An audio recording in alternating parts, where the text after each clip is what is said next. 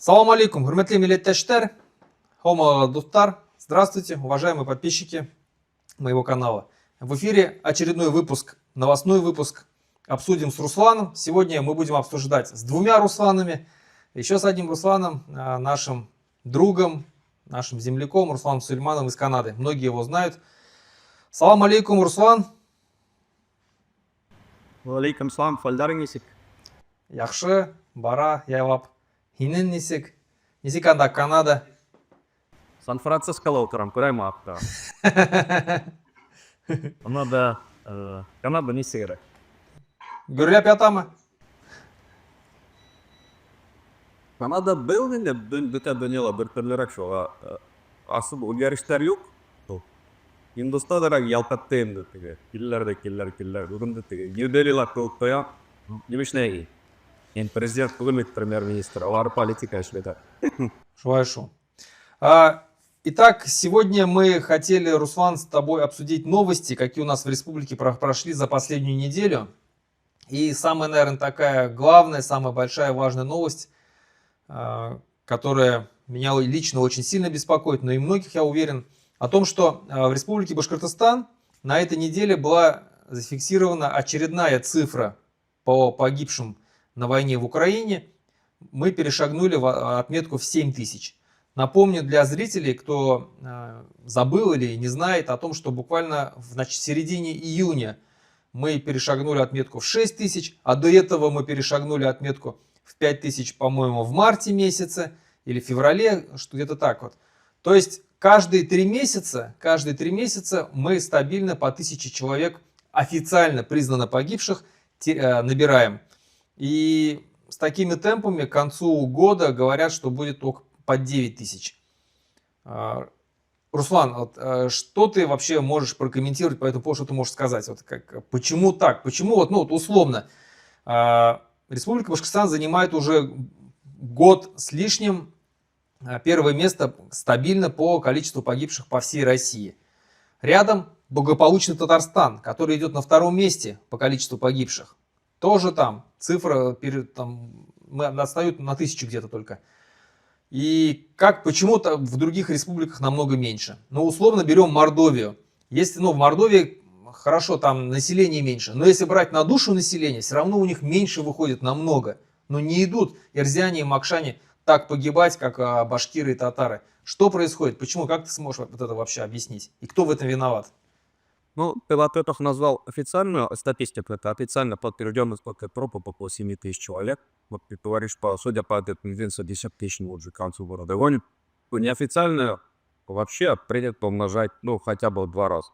А вообще желательно даже с 3 раза, потому что там еще не учтены пропавшие без вести и так далее, и так далее. Кто-то убежал. Поэтому, да, ситуация, конечно, в тот раз, когда мы с тобой разговаривали, я сказал, что перестал немного обращать на все это внимание, потому что, можно инсульт и инфаркт каждый день за это зарабатывать. Поэтому, просто за сухой статистикой, конечно, я слежу. Ситуация в основном, наверное, все-таки экономическая. Потому что люди идут туда именно зарабатывать деньги. Других там поводов, причин идти на войну нет. Патриоты, они ушли еще в 2022 году, которые, поддавшись телевизору, побежали туда, да. После этого патриотов уже не осталось. Исходя из этого, я в тот раз тоже говорил, что ситуация именно экономическая республики, она настолько плохая, что люди не могут найти работу, и им приходится вот таким вот образом зарабатывать деньги. Вот. И Хабирову и Путину очень-очень выгодно дальше делать все возможное для того, чтобы и в России, и в Башкортостане народ не процветал, предприятия, чтобы не работали, потому что в ином случае люди, если могут по-иному как-то зарабатывать, это, конечно, вообще очень качественно, тогда бы они не будут идти на войну. Поэтому я про это много раз говорил, но все, еще раз повторюсь. Моя точка зрения довольно сильно отличается от реалистичной, либо твоей, в том смысле, что все эти президенты в сговоре, и они специально делают нам такое состояние, при котором люди вынуждены идти воевать. Допустим, те же санкции Путин же от этих плохо не стало. Он жил в своих золотых паромах, с золотыми унитазами и так далее. Он себя ни в чем не ограничил. Хабиров в чем-нибудь себя ограничил? Нет, не ограничил.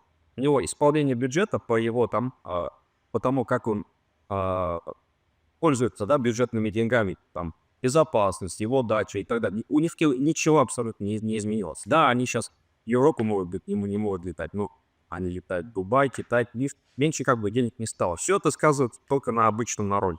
Да. Вот, Ну, даже у Росатомнадзора, как бы, я других поводов, кроме как экономист, не вижу. И они, как бы, всеми, ну, силами будут делать все возможное, чтобы, ну, народ бедствовал и как бы полная война. Потом ну, других поводов. ну вот смотри, как я тебе только что сказал, в той же самой Мордовии, да, в ней количество погибших минимально. Если у нас за неделю бывает что-то около там 90-100 с лишним погибших, у них 7 человек, 5 человек погибших. Но Мордовия же явно не живет лучше, чем Республика Башкортостан. Я знаю. Может быть, может быть здесь, вот смотри, ну я уверен, я знаю просто, статистику смотрю и разговариваю с жителями Мордовии, что есть, ну явно они, ну точно не в 2, не в 3 раза богаче нас живут. А тот же самый Татарстан, он явно богаче, и там тоже много погибших. Может быть здесь дело вкроется именно в тех руководителях республик и регионов. Вот условно в Мордовии, возможно, человек сидит у власти, который, ну, переживает за свой народ. Да, он как бы не может осмелиться там приказу Путина поставлять ежемесячно там определенное количество людей. Он старается как-то, возможно, выполнить этот план, ну, может, не довыполнить, где-то как-то, но точно не перевыполнить. А вот у нас Хабиров, он явно старается аж перевыполнить этот план.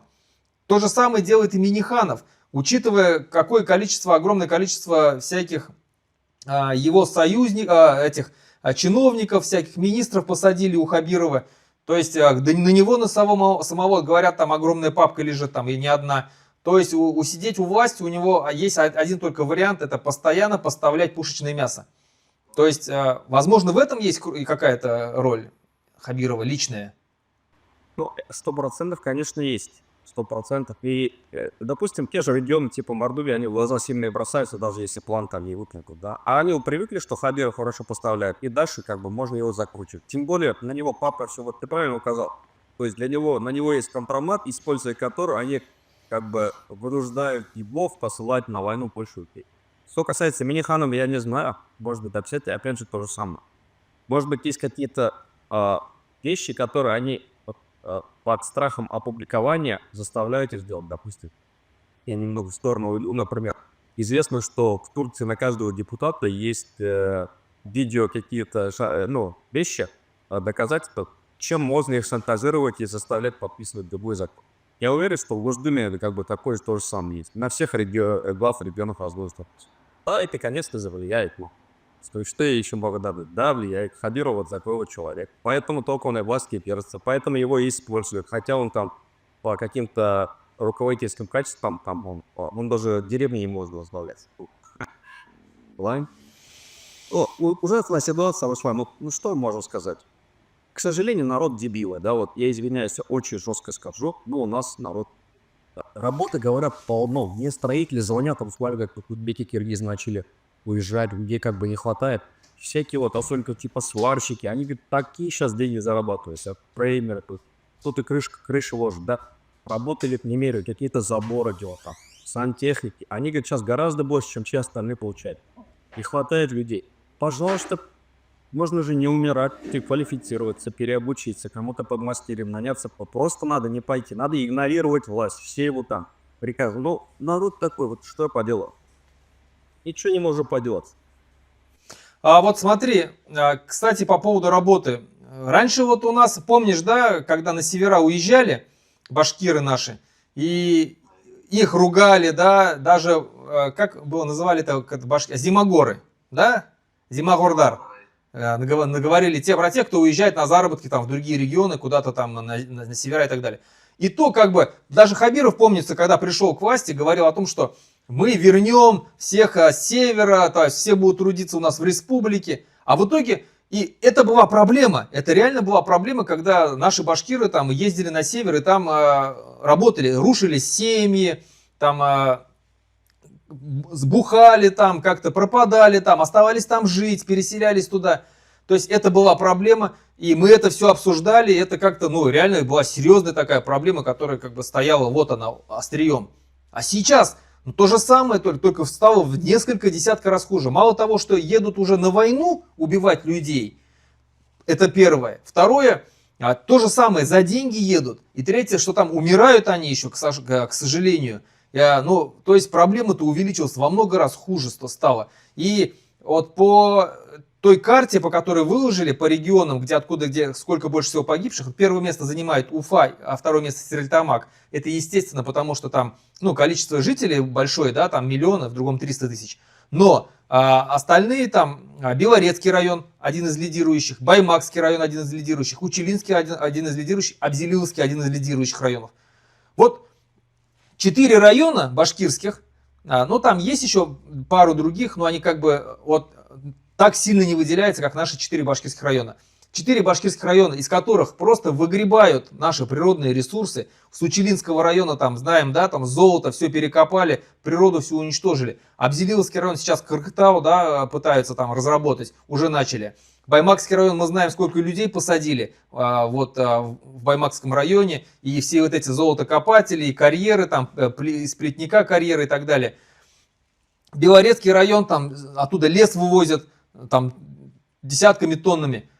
И как вот это объяснить вообще? Ну, что объяснять? Ну, я действительно, как ты говоришь, что тупые, да, я не хочу, конечно, оскорблять свой народ, но выглядит действительно очень, что со стороны очень глупо. Их, с одной стороны, грабят, у них отнимают башкирский язык, в то же время они идут воевать за русский мир, который там защищает русский язык там. Руслан, я понимаю твое переживание, также, ну, чуть-чуть меньше уже переживаю, просто перестал. Помнишь, Айрат Динмухаметов лет 10 назад говорил, что башкир ты дебил. Когда до него дошло, что как бы по сути ничего не построит, он вообще как волк-одиночка ходил. Я его не знаю, но мне ребята передали, которые... Они даже его за это побили. То есть ему там чуть тумаков навешали. А оказывается, он был прав, вот чувак побил. Просто правительство очень далеко посмотрел. У нас менталитет, вот... как сказать, обычно вот 80% любого народа это... Ну, так, ведомые, извиняюсь, не совсем далекие. И это везде абсолютно. И в Канаде тоже самое, поверь, такие же дебилы здесь, поверь. Я увидел, когда вакцинация началась, как народ выстроился на улице. В любом месте это одно и то же. Турки то же самое. Все, сейчас идет очищение земли, успокойся, хорошо. Дебилы все вымрут. Экономически, физически и так далее. Все это посыпется, не беспокойся там. Я думаю, Кыргызстане уже немножко это разработают и так далее. Идет полная переформативная мера. Почему? Потому что весь такой харам, не понимаю. Бог это уже не может. Вторая мировая, допустим, почему случилось? Один нехаляльный народ, который был там охвачен коммунизмом, вторая сторона фашизм, да, там от Бога ничего не осталось, религии нет. Они все это уничтожили, Аллах его так наградил. Сейчас он наказывает весь мир, потому что весь мир от него отвернулся, весь мир в хараме. Я тебе объясню, если правду. Мы реально медалусы были. Вечером вот так идем, суббота вечер, все рестораны забиты, все люди сидят бухают. Оба все. А там говоришь, смотри. Сейчас суббота вечер, и весь мир вот так. Забыли про то, что кто такой человек, забыли про его сущность, про то, чем человек должен заниматься, к чему стремиться и так далее.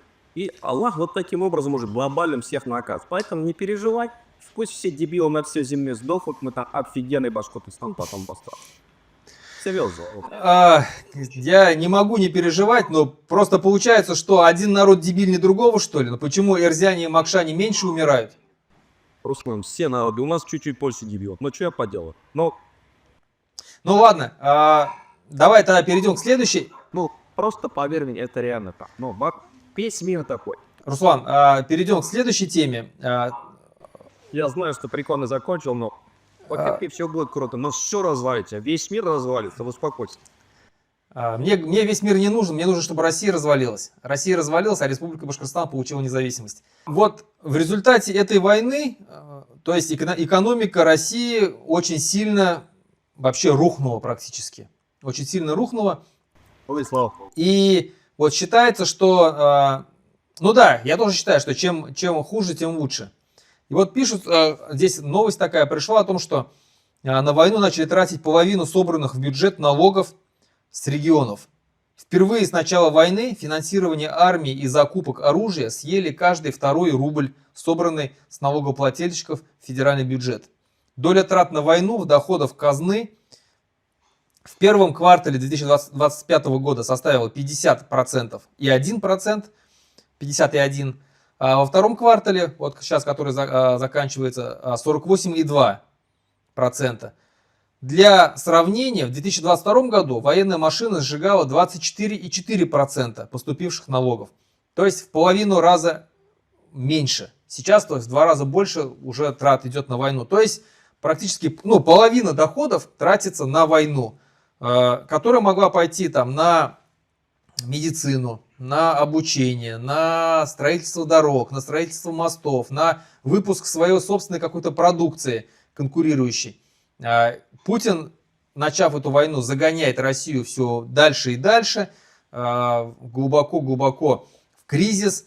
И, соответственно, вот следующий, сразу же перехожу к следующей новости, которая касается нашей республики Башкортостан, о том, что жители Башкортостана массово начали отзывать самозапреты на кредиты и микрозаймы. Я напомню зрителям, что буквально там полгода назад или год назад вышел закон о том, что каждый житель России имеет право установить самому себе самозапрет на то, чтобы брать кредиты, микрозаймы и так далее. Это делалось в том числе и потому, что мошенники очень часто, скажем так, взламывали какие-то личные документы, там, брали на людей кредиты, микрозаймы брали, и люди просто, даже не понимая, оказывались в долгах. И вот приняли такой закон. Люди начали массово ходить и ставить себе запреты. То есть, живет он хорошо, в принципе, более-менее, как хорошо, у нас хорошо, мало кто живет, но живот хватает на все, то есть, там, на еду, куда-то, не нужно ему кредиты брать. И он идет, чтобы на него никто не оформил, или чтобы у него просто соблазна такого не возникло, он идет просто себе ставить самозапрет. Но к 1 сентября то есть приняли закон, люди массово начали подписываться. Я знаю, что Минин Асяем, моя мама тоже сделала так, самозапрет себе. В госуслугах, по-моему, это делается. К 1 сентября 2025 года в Московской области поступило 45 тысяч заявлений о снятии самозапрета. В Башкортостане 41 тысяча заявлений. Учитывая число жителей Московской области, учитывая число жителей Башкортостана, там, в Башкортостане явно там в 2-3 раза меньше. То есть Свердловск, и если брать соседний рядом с нами регион, то в Свердловской области 31 тысяча, в Татарстане 26 тысяч, в Челябинской области 25 тысяч снятий самозапретов. У нас 41 тысяча. Это о чем говорит, Руслан? Это говорит о том, что мы в Башкортостане жители живут намного беднее, намного хуже, чем в Татарстане, Свердловской области, Челябинской области, в том же самом. Вот ты как это прокомментируешь? Год назад, когда мы с тобой говорили, я сказал, что основная у нас ситуация экономическая не такая хорошая, как Хабиров описывает, либо описывает статистика. Даже ты тогда со мной не согласился, все-таки там в десятку регионов, помню, входим и так далее. Я тогда говорил, что индикаторы количества жертв в Украине, это однозначно связано с экономикой, потому что экономика у нас очень-очень плохая. И даже Татарстан не такая хорошая, раз столько людей идет. Потому что идут же люди все-таки не религиозно, обычные люди, да, имеется в виду, как тебе объяснить? Там смелости особой нет. Поэтому это такой естественный процесс. Вот, что касается микрозаймов, это говорит о том, что если даже люди, пусть у него даже такая же работа, как и раньше, но инфляция очень сильная и очень все это съедает. Это первый момент. То есть инфляция, то есть соразмерно зарплата у нас никогда не поднималась и не поднимается. Просто самые такие. Далее, вот про бюджет ты сам правильно только что сказал. Я, по-моему, вчера или позавчера слышал от лестницы, что в день на войну тратится 50 миллиардов рублей. Да, тут может попробовать посчитать, что может быть это деньги. Но это все глупо. Россия, она такая страна, Путин такой человек, который либо самоудовлетвориться, либо из-за того, чтобы ему было, так сказать, приказано кем-то начать войну, он готов все это делать. Что касается микрозаймов, это как раз связано с инфляцией. Люди даже если получают столько же, но уже денег не хватает просто на какие-то обычные счета. Второй момент, 1 сентября наступило. Многие это сняли именно из-за того, что детей надо в школу готовить, надо к зиме готовить и так далее. Это дополнительные расходы. Соответственно, это говорит о том, что ситуация с экономикой становится хуже. Гайка дальше затягивается, понятно, где-то прорвет, но они настолько как-то не срывая резьбу, как это научились делать в прикутили, что не совсем заметно, и людей как бы не толкайте на улицу. Что еще? Еще, знаешь, что я заметил? Они не боятся занимать часть. Ты видишь, как Хабиров занимает? 71 миллиард день назад долг республики. Он знает, что если будет отдавать. То же самое в США, да, обычно, да. У США за последний месяц госдолг вырос на 500 миллиардов долларов. Хотя там пришел, сказал, ну будет, там, не сделал здесь, там ничего подобного. Ну что там все происходит. И так во всем мире. Если ты посмотришь на госдолг, который растет, начинают Башкортостан, им плевать, что они занимают. Они все прекрасно понимают, что они отдавать обратно еще. Почему? Потому что они будут переходить цифры. Ну, такой цифровой, вот. Ты, наверное, слышал, да, как Макс Фири там и так далее. Сейчас нашими цифрами уже в каких-то регионах платить учителя, там, бюджетникам и так далее. То же самое происходит, кстати, в Казахстане и так далее. Эти президенты все они за этим связаны. Почему это делают? Потому что они эти долги все будут обменять, им пофиг. То есть будет компьютерная программа, что такое digital money, да, цифровой деньги. Вот Руслан Габасов, да, если даже у тебя работы нет, то 1000 евро тебе тык будет падать. Они ничем как бы, нет, да, как говорят, ничем не обеспечены. Раньше золотом были обеспечены. Сейчас тоже как-то экономику пытались вот этот баланс, дебет, кредит соблюдать, да. Допустим, если в бюджет эти деньги входят, они особо не могли занимать, потому что это было войну с взаимосвязью. Сейчас этого уже нет и не будет. И весь мир диаметрически прогрессии сейчас к этому как вот переходит. Они просто будут тебя нажимать вот так, $1000 тебя падает, ты можешь потратить там в каком-то там каунасском, условно, районе Вильнюса, да, если ты не потратишь, через месяц они сгорают. И они вот так подсаживают. И этот подсадь идет по всему так. Ну, подожди, но чтобы потратить, нужно же, то есть нужно, для этого приобретается товар. Товар, он же должен производиться.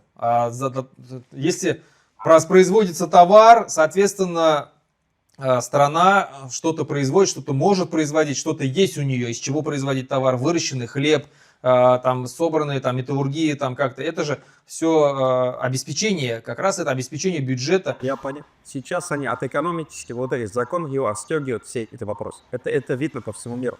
Потому что дисбаланс такие страшный. Ладно, не столь важно, мы про как микрозаймами начали говорить, но пока ответ именно такой, что тех денег, которые люди также заработали как год назад, как бы в том же количестве, явно не хватает, потому что инфляция очень косит. Я, кстати, вот по поводу кредитов хотел что сказать. Вот мы здесь, как Комитет Башкирского национального движения за рубежом, мы выступаем за независимость Башкортостана, за крах путинского режима, соответственно, и на основе краха путинского режима наша республика и, надеемся, другие республики получат независимость. Вот в этом случае, вот как ты правильно сказал, что сейчас то, что республика берет взаймы, в кредиты, набирает кредитов, мы не будем отдавать никакие. Наша республика после краха, после независимости, она не будет никому ничего должна. Все кредиты, все долги будут обнуляться, потому что наша республика и так колония, является колонией, с которой выкачивается там в десятки раз больше доходов, и мы не обязаны были спонсировать эту войну, которую начал Путин, поэтому все налоги, все долги будут обнулены. Мало того, я считаю, что нужно будет обнулить все долги наших жителей Республики Башкортостан, кто брал личные кредиты в российских банках.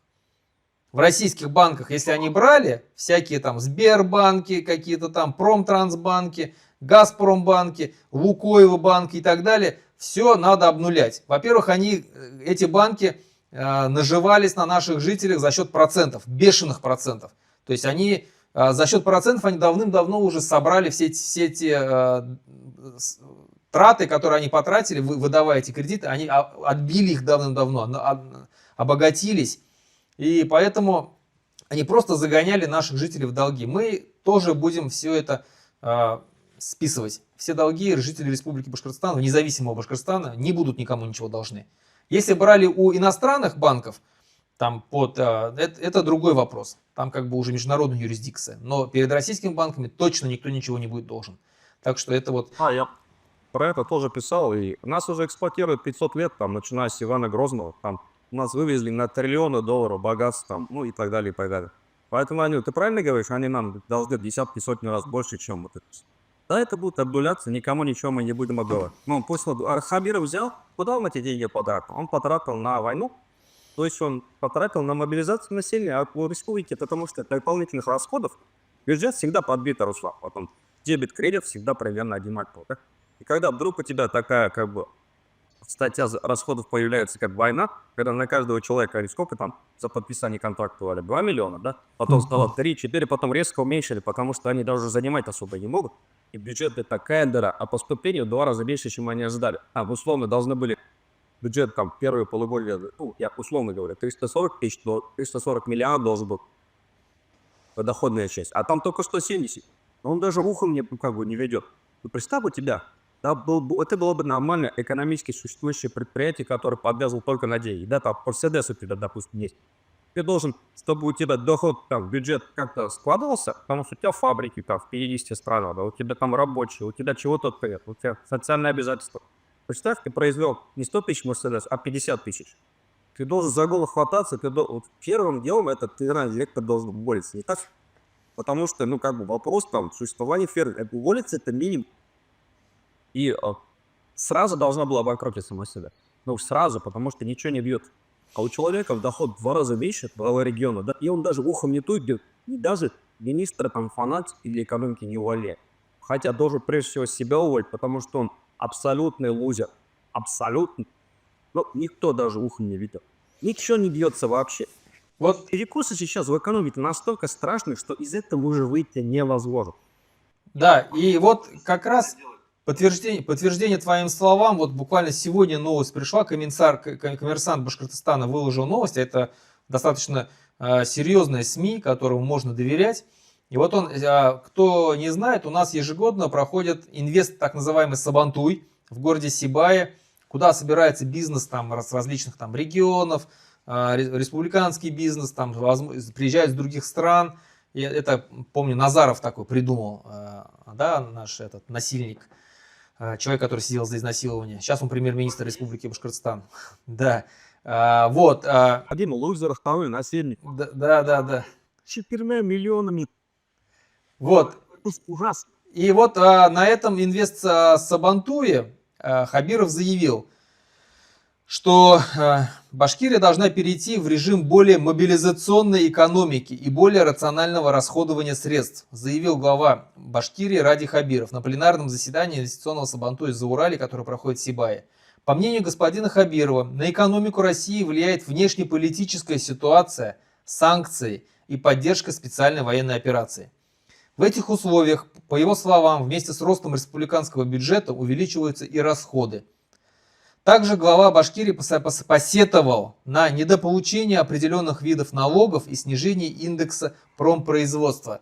Но кто не разбирается, как бы можно простыми словами подтвердить все то, что было сказано нами здесь ранее, то, что все хреново в Республике Башкортостан, налоги не дособираются, индекс промышленного производства не растет, влияет на экономику Республики Башкортостан война, это вот прям лично Хабиров подтвердил, санкции, то есть все плохо. Это просто прямыми словами он сказал, что все плохо.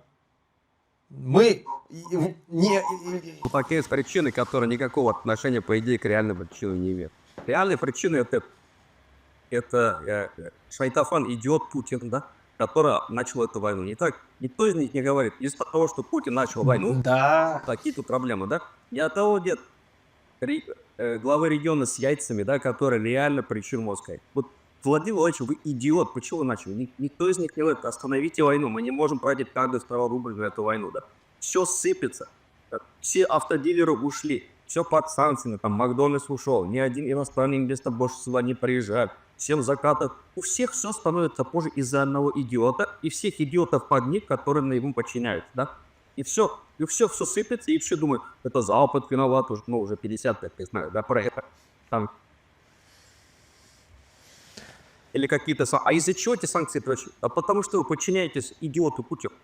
Вот надо просто одного человека убрать, и все, что под ним, и все насчет нормальной как бы цисти. Нет, эти все еще пытаются, верят там Первому каналу, там с ушами, с макарони на ушах сидят, и как-то что-то пытаются еще отдать. Ну, мне кажется, что из чиновников и депутатов, и вот бизнес-элит вообще, вот к теми, кто управляет, Мне кажется, там идиотов уже нет. Они прекрасно все понимают, из-за чего все началось, из-за чего кризис. И вот буквально мы помним несколько месяцев назад, в июне месяце, по-моему, или в мае месяце, когда в Санкт-Петербурге был Санкт-Петербургский международный экономический форум, там в прямом эфире вся бизнес-элита сидела и говорила, что все хреново, все плохо, ничего не растет, везде кризис. Но постепенно... Греф заявил, в этом году не поступило ни одного инвестиционного проекта. Вот. Чего? Ну просто полный ноль. И заметь, что война идет 4-й год, и если первый год, 2022 год, 2023 год, 2024 год еще так не было, все плохо. Но вот 2025 год прям резко показал то, что все плохо. С экономикой вообще стало все плохо. И как по прогнозам многих экономистов, в том числе и российских экономистов, в том числе и зарубежных, которые следят за ситуацией в экономике России, что 2026 год будет годом краха. То есть нам нужно готовиться к этому году и вернемся в Республику Башкортостан, иншаллах, будем строить независимый Башкортостан. Ветку же берешь, вот ты правильно описал, вот так ломаешь, он гнется, и бах в этом. Вот сейчас такой момент, когда резервный фонд России исчерпан, ну реально исчерпан. Нефтяные кабели заводы как выносят до Украины. Ну просто все. А может какие-то километровые уже очереди появились, уже талоны появились на еду, на питье, на бензин. Ну ситуация как бы. Ну ладно, чем... Да. Да. Теряют это управление, они все посыпятся. Надеюсь, люди все поймут, я знаю, кого на вилы потом взять. И наша задача, вот ты правильно говоришь, и задача комитета, это построить процветающий Башкортостан и на те же грабли больше никогда не наступать. Потому что нет ни одного плюса, там, advantage, да, как еще не говорят, из-за того, что наш Башкортостан в составе России находится. Нет ни одного плюса. А грабли это что? Это договоры, которые Башкортостан постоянно подписывал с этой Москвой. 3 договора. Ну хорошо, итак, заканчивая наш эфир с тобой, перейдем на такую более нейтральную тему, более положительную, наверное, тему. Многим она, наверное, такая будет интересная. Тема спорта. Я смотрел последний выпуск Ильсы Гайса. Кстати, к нашим зрителям, кто смотрит этот канал, я еще раз рекомендую всем подписаться на канал Комитета Башкирского национального движения за рубежом. Он есть русскоязычный и башкироязычный. Вот на башкироязычном канале еженедельно выходит передача Ильсы Гайса. Там только на башкирском языке, на чистом башкирском языке, три соведущих, это Руслан Сулейманов, Ишмурат Хазрат Хайбулин и Айгуль Леон Гемранова, они ведут эту передачу, где обсуждают те же самые проблемы на башкирском языке. И вот там в последнем выпуске, очень крутая, мне очень нравится, я ни одного выпуска не пропускаю, всем рекомендую подписываться, смотреть. И вот там на последней передаче как раз Руслан обсуждал новость спорта. Спорта о том, что сегодня те вчерашние колонии этой империи, такие как Казахстан, Узбекистан, Кыргызстан и другие страны, сегодня стали независимыми государствами. Мало того, что у них растет численность населения, у них укрепился язык, у них укрепилась культура, у них укрепилась экономика. Вот Казахстан недавно по доходам на душу населения обогнал Россию. Мало того, и соответственно у них укрепляется и спорт. Спорт, то есть свой национальный спорт. И как вот Руслан, расскажи про то, что ты как бы говорил, с чем можно похвалиться. Как бы я больше за футбол слежу из того, что у меня сын играет в академии здесь, так более-менее профессиональный, 12 лет уже, и тогда. И мне еще это интересно, как Среднеазиатская республика развивает свой спорт после падения СССР. Во-первых, у них есть своя страна. Во-вторых, у них есть возможность участвовать во всех мировых соревнованиях, европейских, азиатских. Они выходят на Олимпиаду. Вот у тебя, если даже маленькая страна, из-за того, что у тебя спортсменов 2, там какой-нибудь Лесото, ты видел, да? Вот даже у Лесото участвует в Олимпиаде, 2 чувака идут, как черных, да, из это огромная такая гордость. Так, извини, перебью. Помнишь, сборная Лихтенштейна играла на чемпионате, по-моему, Европы.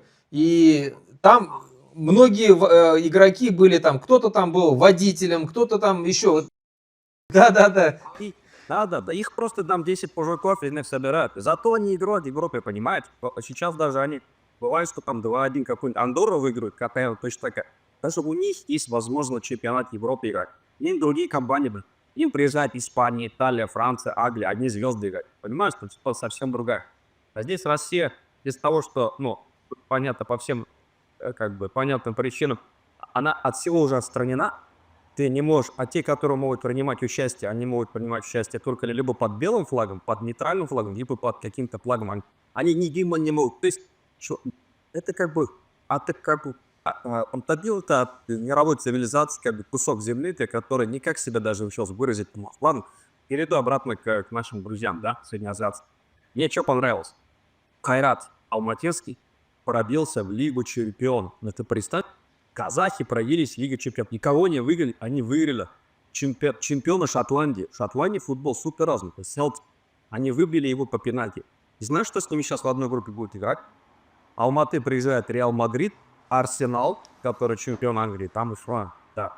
Приезжает Интер. Интер играл в финале Лиги Чемпионов с ПСЖ в прошлом году. Брюгге чемпион Бельгии. А Копенгаген из Дании. Ну, там еще пару команд греческих. Панатинаикос и Пау есть. Типа. То есть, там,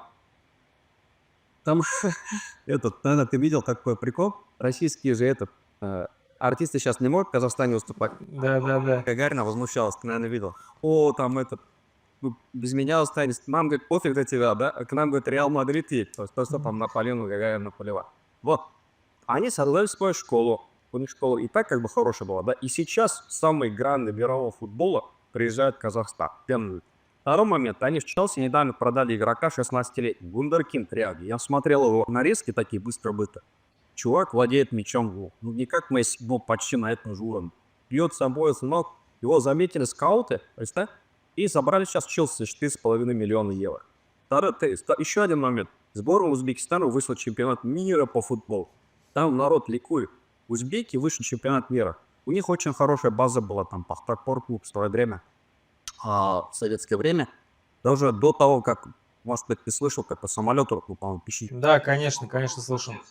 Да, со всей командой. И они на равных, когда конкурировали с Динамо Киевом, а Динамо Киев это был самая топовая по футболу команда. Они были даже, ну, были такие теории, типа, заговора, типа, это Динамо Киев что-то подложил, чтобы они разбились. Понятно, этого не было, но я хочу сказать, что у узбеков была мощная школа футбольная. И когда они просто ушли от СССР, развалился, они это все начали. Сейчас они пробились на чемпионат мира. Кыргызстан, да, очень интересная тема. Барселона, ну, мировой клуб, первые там тройки, пятерки. У них есть 4 официальных академии лицензированных. Первый это Нью-Йорк, второй Аризона, третий Токио, четвертый Бишкек. Представь себе. То есть лицензированные 4 только академии, и одни из них находятся в Кыргызстане. Свои инвесторы вложились в открытый клуб. Сейчас они понимают, что как бы, доходности у них в 2030 году, ну, опять одного игрока недавно, не забывая, за 4,5 миллиона опять Европу продали. Европу продали. У них там супер крутая база, супер крытый свой стадион, открытый стадион. Дети самые такие, по всему Кыргызстану. Можно за деньги учить, а если у тебя такие особый талант в футболе, они берут, сами воспитывают, сами правильно кормят, там в факшите живут, там, занимаются и так далее. Вот. Представь себе, Башкортостан был бы там независимый, да? Мы бы сейчас тоже играли. У нас ребята не хуже, поверь мне. Ребята, девчонки и так там поступают, да? По кикбоксингу где-то выигрывают, там, муай-тай и так далее. У нас халятли или танцада способны. Однозначно не меньше, чем в Казахстане. Представь. Да, подавай слово. Вот добавлю, кстати, это же помимо того, что это действительно как бы спорт, развитие спорта, свои собственные спортсмены начинают участвовать под своим собственным флагом, и звучит гимн твоей страны, да, на этих чемпионатах, ну, на чемпионате вот, мира тому же самому. Это плюс инвестиции огромные. Вот представь, что ну, в Алматы приезжает Реал Мадрид, Интер. Это, ну, как бизнес там сможет там раскрутиться за счет этого.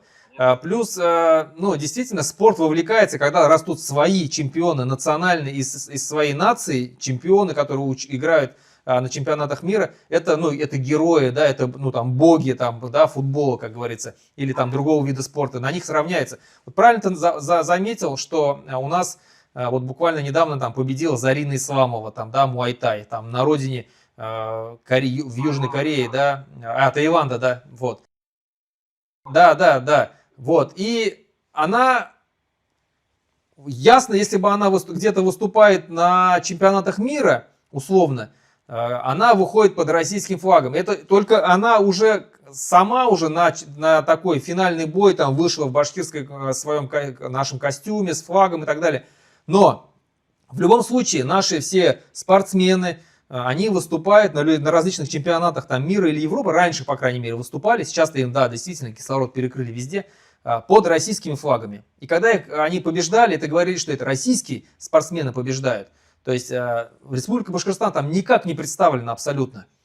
Вот. А по поводу, если перейти опять к нашему футболу, к нашему хоккею, то я напомню нашим зрителям, что наш футбольный клуб Уфа вылетел из премьер-лиги, перешел в первый дивизион, и там он балансирует на грани вылета сейчас там, потому что дела идут очень плохо. Почему? Потому что этот футбольный клуб Уфа был создан во времена Хамитова, за ним тогда смотрели, пришла команда Хабирова, туда они ввели своих людей, в том числе Мурзагулов там был, совет директоров, и Башаров такой, да, вот сейчас который остался. Они распродали всех лучших игроков оттуда, и просто обанкротили, вывели оттуда огромную кучу денег. Даже обещали построить стадион новый, современный. Давно забыли про свое обещание.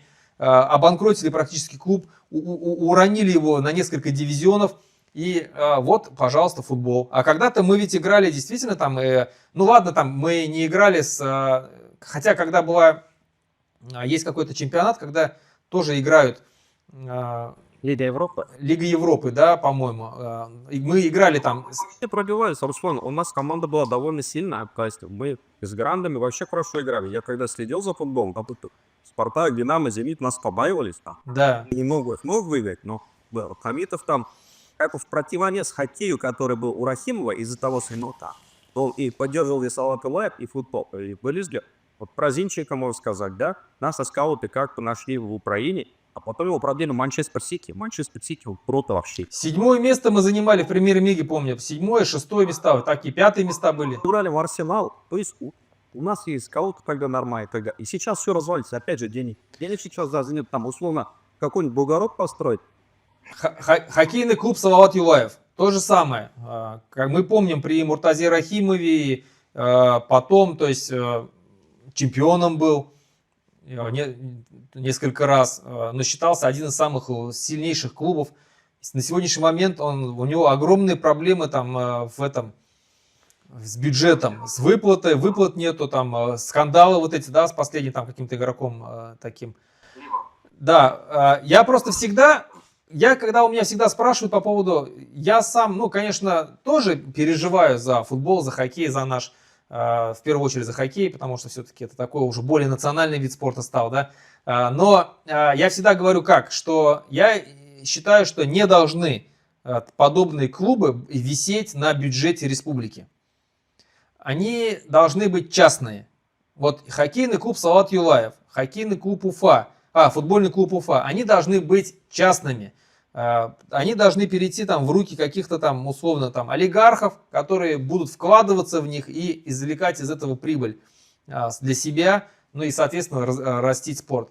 Я против того, чтобы вот такие клубы они висели там на бюджете, на балансе, на бюджете республики. Это так не должно быть. Вначале, Руслан, нам придется вешать, потому что, ну, иншалла, если мы деприватизируем как-то, да, монополизируем в пользу государства все это предприятие, вначале придется, а потом уже нам надо выращивать своих башкирских бизнесменов, именно своих, почему? У которых хорошее какое-то западное образование по управлению крупным предприятием и так далее, да. И потом все это как бы перекладывать на них, проблем не важно. То есть Суть нашего разговора в том, что при независимом Башкортостане мы могли бы гордо выступать. То есть нам не надо пробиваться через все это фильтр, да, который закоррупционный, до Москвы пробираться и отправлять своих спортсменов куда-то и так далее. Они с гордостью могли под нашим флагом, под нашим гимном везде выступать. И тогда, правильно говорят, там медиа составляющая есть. Про Башкортостан все начнут слушать, правильно. Потом приезжает куча болельщиков. Допустим, представь, Реал Мадрид приехал с Укойга. Там с Испании народ тысячами валит, несколько самолетов болельщиков. Они видят, туризм у нас развивается международно. Они начинают говорить нас, о, там вообще прикольные места, давайте. Остальные испанцы приехали. Условно. Но сейчас такого нет. Это абсолютно изолированный, мы вместе с Россией кусок земли, который, лучше в котором никак ничего не будет. Поэтому мы белой завистью завидуем действительно Казахстану, Кыргызстану, Узбекистану, которые вовремя делились, и сейчас у них там, знаешь, какой сейчас бум среди молодежи? Узбеки все начали футбол говорить. Паржезы, казаки. Они на UFC начали выступать. Помнишь, когда Хабиб Нурмагомедов выиграл этот UFC, Дагестан весь начал спортом. Настолько сильно мотивируют их детей. У нас было то же самое, правильно? Но я... Начало гораздо быстрее развиваться, чем это все сейчас происходит. Потому что есть мотивация. Алай, баштарды мешать, калимда кидимда, что ли? Вот теперь есть на кого равняться и вперед. Вот один интересный вещь скажу, насколько это выгодно. Есть у нас группа Айола, да? Когда выстрелила песню Хумай, скачивание, понятно, эпоса Урал-Батыр там 30 раз возросло. И внутренний туризм резко народ начал варить Башкортостан. Из-за одной группы, из-за одной песни. То есть Башкортостан начали гуглить, красота, Уральский город, кому это? Аттар там, Кермелер, сплавы. Народ начал валить республики из-за одной песни. Как круто выстрелило, да? Сейчас, то есть, благодаря этой группе, Башкортостан гораздо во всем мире лучше знает. И на эту волну надо развивать. А ты не можешь, ты внутри России находишься. Да. И начали развиваться, понимаешь? Это такой эффект дает мультипликативный. Тот же спорт, да? Либо там культура. Она клубком заворачивается и так далее. И начинает все выстреливать. А ты тут сидишь, ограничен, ничего не поет. Поэтому пожелаю, чтобы это недоимперия, когда шайтафанский режим Путина быстрее рухнул, мы обрели независимость. Мы можем просто выступить вперед. Конечно, у нас... Мы про это можем говорить с тобой, да? То есть, если ты там осторожно пишешь про Руслан, я так завидую. Что царь, или утра, да Вардов, или Алмай, говорят. Они же все ограничены. А мы настолько свободны, что про все это можем говорить и открывать как-то людям глаза, чтобы они не боялись. Вот здесь у нас в Литве, где я живу сейчас, национальный вид спорта — это баскетбол. Здесь команда Литвы, сборная Литвы, она на чемпионатах мира, там, на Олимпиадах участвует, занимает хорошие, в принципе, места. Ее игроки в НБА играют. То есть здесь тоже везде культ баскетбола. Там Арвидас Сабонас, это национальный герой. То есть, да, и все его знают. Жальгирис, у него была... Она до сих пор есть, до сих пор. Абсолютно топовым СССР. Сборная СССР состояла Сабонис, Куртирайтис, в основном все литовцы были. Они офигенно играли. И когда СССР развалился, они все уехали в НБА. Я знаю, что школа баскетбола, в Литве, она лучшая в СССР. Они там, даже в финал, по-моему, там чемпионатов мира играли, там проиграли Испании, американцам, только они были. Маленькая республика, сколько там населения в Литве? 2,7. Два раза меньше. Представь, они что делают, а мы бы что с мамой делали? Да. Мы голодные. Почему узбеки, казахи, киргизы выступили? Они голодные. Они никогда не видели чемпионат Европы, чемпионат мира. Они в других условиях выросли. Европа, она насыщенная, понимаешь? Даже в футбол они по-другому играют. Более так академично, талантливо. А когда эти голодные пробираются, да, которые никогда ничего не выиграли, они просто рвут. Так же, как дагестанцы. То есть Магреков может похлопать, да, он помнишь там? Представь, Хабиб похлопать, сдаишь, такого не бывает. Наши люди немного другие, мы много чего не видели, и мы голодные, мы бы могли выстрелить гораздо лучше, чем все остальные. Поэтому... Согласен, поэтому я уверен, что у нас предоставится уникальная возможность, действительно уникальная, редкая возможность получить эту независимость. И наша задача не дать каким-либо нашим манкуртам бежать, подписывать очередной договор. Только независимость, и я уверен, что наша Республика Башкортостан имеет все уникальные шансы, чтобы экономически развиваться, и в сторону спорта, и в сторону культуры. У нас очень талантливые люди, и певцы, и драматурги, и там, кого только нету. Огромное количество очень талантливых людей, поэтому я уверен, мы обогатим мир вот своей башкирской культуры, в этом нет никакого сомнения.